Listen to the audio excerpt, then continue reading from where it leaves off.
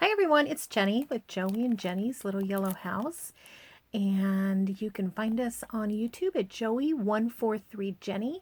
And you can also find us on Instagram at Joey143Jenny, where we post pictures and little snippets of things. So we hope that you'll join us there too.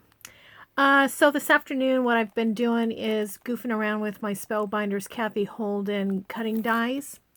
And these are her new ones. If you haven't seen them yet, they're the mini envelopes 1 and mini envelopes 2. They're super fun. What I've been doing is playing around with them before I used my Cathe Holden paper. Oh, I would have sneezed. Excuse me. Oh, goodness. All right.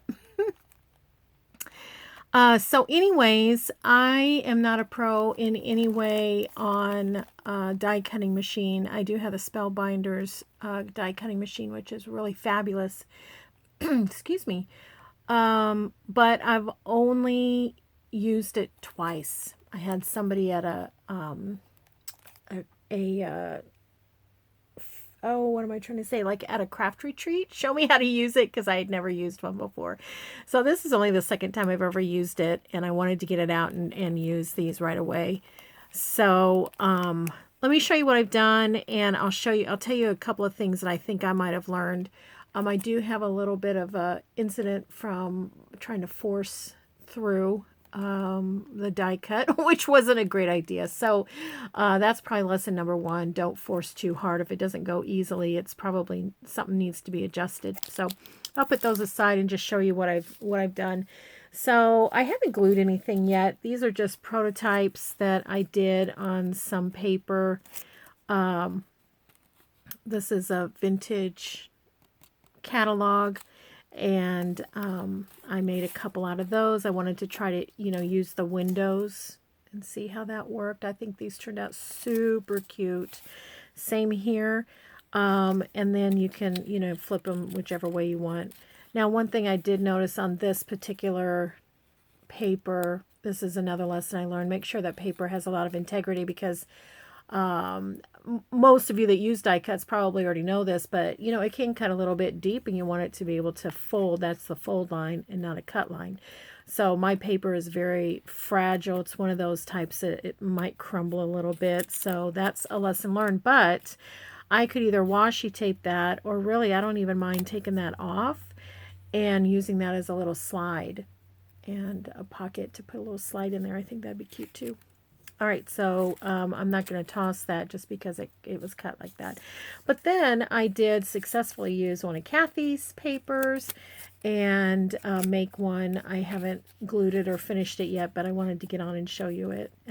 What was really impressive to me, and I'll show you even why I feel like this is very impressive, but what's so impressive to me is how amazing the fold lines are. You don't need to do anything except just fold it on the line. You can crease it with your thumb. You can use your bone folder, but I don't even know that you need to. It's such a great crisp fold line. Anyways, so, and then these were a few of the other things that I punched out. I tried to take advantage of the space that was on the die cutting board. So I did do some of these little flap overs, and I thought I might actually put some on. These are, I don't know if you remember us making these a while back when I was doing the what was I doing? I was doing the peacock journal, and so I made some of these as a starter to make for the peacock journal, and I thought, oh, these tabs will be super cute on them. So I just put a little bit of glue. I'm just going to pop it right somewhat in the middle, if I can. That sneeze just about took it out of me. I feel like I can't even talk. How can I, oopsie. Again, I used a very thin paper there. But anyway, so that's going to be fun. And then I'm just gonna I gotta get this up to my face. I'm gonna just punch the hole, and that's gonna be such a cute addition. It would be really cute if you did it in the center, but I don't usually do stuff the way it's supposed to be. Not because I don't want to, it just happens. So here's one out of Cathe's paper. Oh my gosh, this paper is so beautiful. You can see I only made one little envelope because I'm very stingy with the paper. I wanted to make sure that I knew what I was doing first. So now I'll be able to be better at it using her paper. Oh, that is so cute. Boy, it just really doctors it up, doesn't it? Just adds a teeny tiny bit of color where you need it. Yeah. And I'll put a little tie or something there. I love it so much. Let's see. I'll show you what else I did. Put that glue away. Okay, so I punched some of these out. Punched out some fun circles. What was neat is and again, this is probably not anything new to most people that do this, but you know, if you use the circles, where's it at? I put a little washi to keep it in place, but if you use like this one that is, it has a circle, you know, you could literally place it over a flower, a saying, whatever you want to do. Same with this, same with any of them. You can, you know, literally put it where you want it. And I'll show you where I did that in a little bit, but these are very random, but they're still fun. And then in the teeny tiny spaces, I just used it in the paper to punch out some little not tickets, tags. Man, I am just out of it today. I could even do this, you know, put one on the back of that if I wanted to. I got to get the right one. One of them is scalloped and one of them is not. So that would be super cute. And then I put these on this vellum because I was afraid I was going to lose them. These are the little ties. Now, one thing that I think I would do next time is to use a thicker paper for these. I think it would just structurally be better for what I would use them for. And I'll show you how Cathe did it. She used them right here. So I think I would need just a little bit thicker of paper. Oh, sorry, I didn't mean to bump. So, all right, super cool. So that's part of what I did. And then what I did was with some scraps, I had some scraps left over from some other things, and I just tossed them all through the embossing folder, and I thought that turned out really fun. And I think that maybe next time what I might do is take some of Cathe's beautiful paper that doesn't have like the floral, like this one maybe, and put it through the embossing folder first, and then cut out a little envelope. I like these little coin envelopes. They're super cute. All right, so then another thing I wanted to do is I wanted to see, well, my main intent today was to see would this cut through fabric, because I wanted to make some fabric envelopes, and so it did, and I made these little, you know, things here. I think that'll be really neat on a tag. These, you know, will be neat to either stamp on or to embroider on. And so what I did was I cut out, you know, using the folder, I cut out a little coin envelope on some fabric. I wanted to test it first before I got it on Cathe's fabric.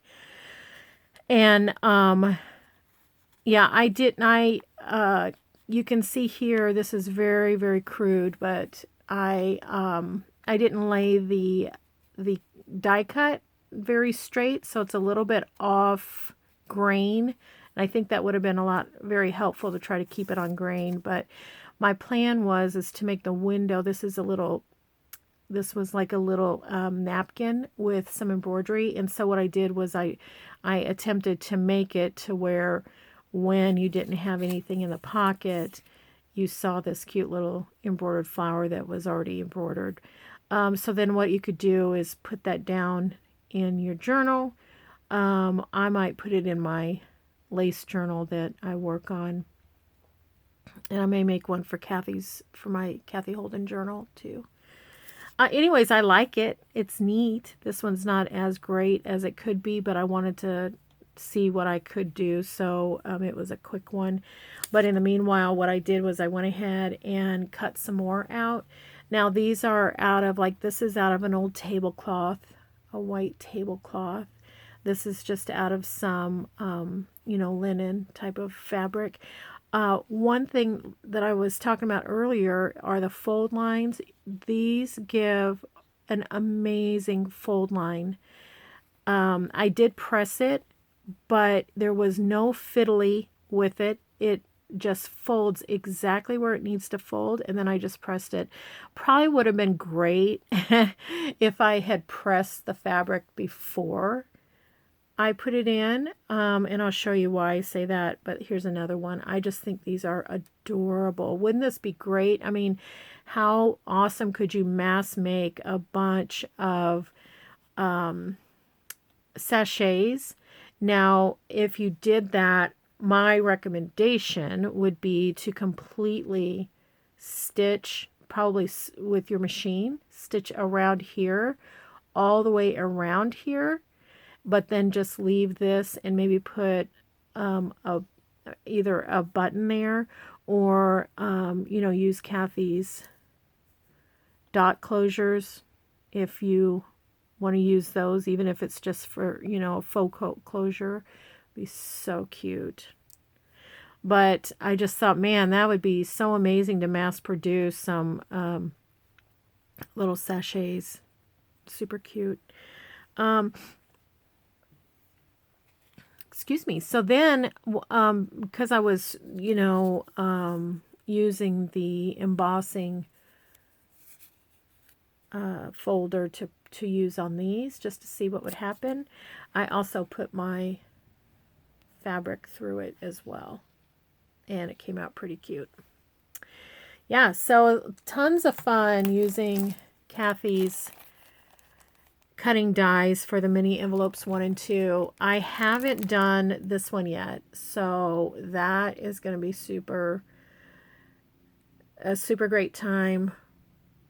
I need to get the machine and get it set up somewhere. I just did it on my studio table, and I don't have enough room to leave it out. So I was watching Gail Augustinelli today, and interesting enough, she did die cuts today too. And I thought, man, she and I are on the same wavelength so many times. But one really great idea she had that I'll probably do next time I do die cutting is to maybe designate a space for a week. So if, like, our dining room table, if we don't have company coming during the week, to where we don't need the whole table, I could designate the end of the table for die cutting. And just, when you have a little extra time or a new idea, you just go over and you begin to do it. But everything is already out and about. My space where I have a nice studio, but my space where I work is quite small. And so once you get the die cutting machine out, you get your papers or your fabrics, then you have a bright idea and you go to get that. I mean, it's just, you're tumbling over yourself. So I thought that was a really good idea that Gail had. Today is March 13th, I believe. And so, you might want to catch her video for today as well on using the die cutting machine. She's a lot more advanced than I am, but I just wanted to show you what I've done and how wonderful these die cutting kits are that Cathe has. So anyways, I can't wait to hear what you all do and to see what you do with Cathe's different things. So be sure and let me know, and just leave a comment, and if you have any suggestions, that would be great too. I'd love to hear them. Thank you everyone for watching, and we just feel really blessed by having you at our little yellow house, and we hope that you feel blessed, and we just want you to know that you're always loved. So have a really great rest of the day, and we'll see you soon.